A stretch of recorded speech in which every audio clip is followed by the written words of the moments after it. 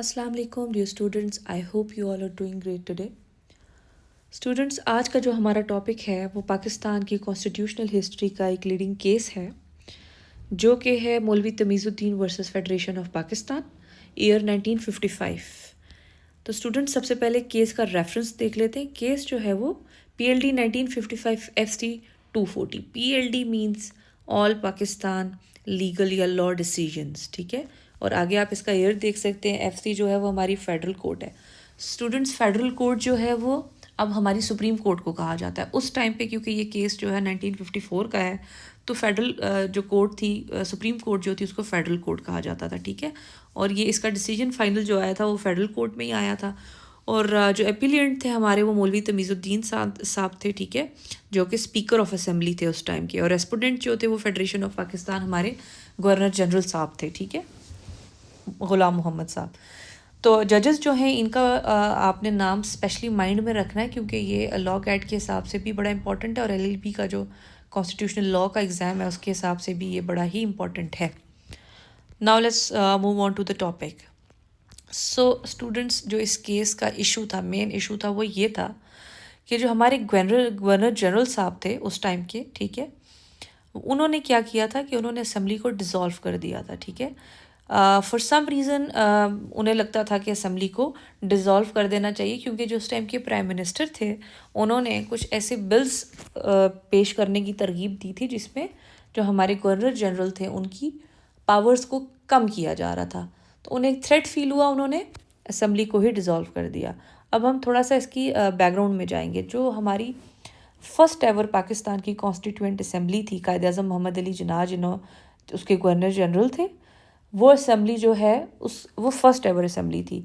उसके governor general कायद आज़म थे। ये सेकंड असेंबली थी पाकिस्तान बनने के बाद 1954 में, जिसके गवर्नर जनरल जो थे वो ग़ुलाम मोहम्मद थे, ठीक है। और स्पीकर ऑफ द हाउस जो थे वो मौलवी तमीज़ुद्दीन साहब थे।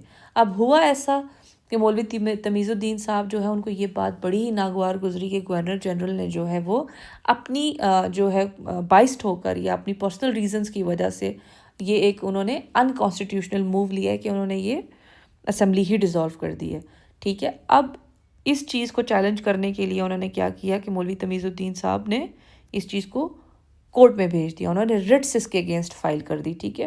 पहले हम फैक्ट्स देख लेते हैं केस के।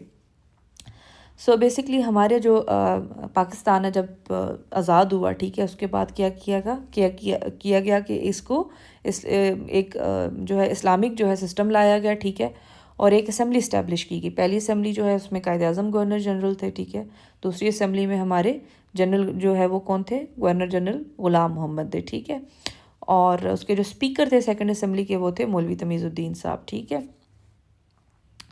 अब हुआ क्या, जो मौलवी तमीज़ुद्दीन साहब थे उन्होंने दो रिट्स जो है वो सिंध हाई कोर्ट में फ़ाइल की। तो पहली रिट क्या थी, रिट ऑफ मैंडेमस थी। उन्होंने कहा कि जो मेरी ड्यूटी है, जो मेरा पोजीशन है, वो मुझे वापस किया जाए।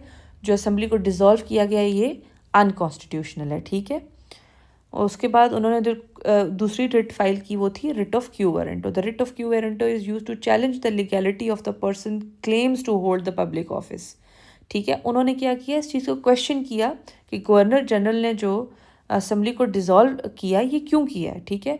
और जो पब्लिक जो जितने भी गवर्नमेंट ऑफिशियल्स हैं वो अपने एक डोमेन में रहते हुए काम कर सकते हैं, अनकॉन्स्टिट्यूशनल कोई भी मूव नहीं ले सकते, ठीक है। तो सिंध हाई कोर्ट ने जो है हियरिंग के बाद जो फैसला है वो किसके हक में दे दिया, जो हमारे स्पीकर थे, स्पीकर ऑफ द हाउस थे उस टाइम के मौलवी तमीज़ुद्दीन साहब, उनके हक में दे दिया। और उन्होंने कहा कि असेंबली को ऐसे डिज़ोल्व नहीं किया जा सकता, ये टोटली अनकॉन्स्टिट्यूशनल है, ठीक है। और ये जो है ये लीगली फ्लॉड डिसीजन था गवर्नर जनरल का। उसके बाद जी जब गवर्नर जनरल जो हैं उन्होंने सिंध हाई कोर्ट के फैसले को अपील किया हमारी फेडरल कोर्ट में, जो कि अब हमारी सुप्रीम कोर्ट है, ठीक है। उन्होंने क्या कहा कि जी जो बिल्स पास किए गए थे जिसमें गवर्नर जनरल की पावर को कम किया जा रहा था, उन्होंने कहा कि ये बिल जो है इनको गवर्नर जनरल का असेंट दिया ही नहीं गया। इस वजह से गवर्नर जनरल की जो पावर है वो अपनी जगह मौजूद है।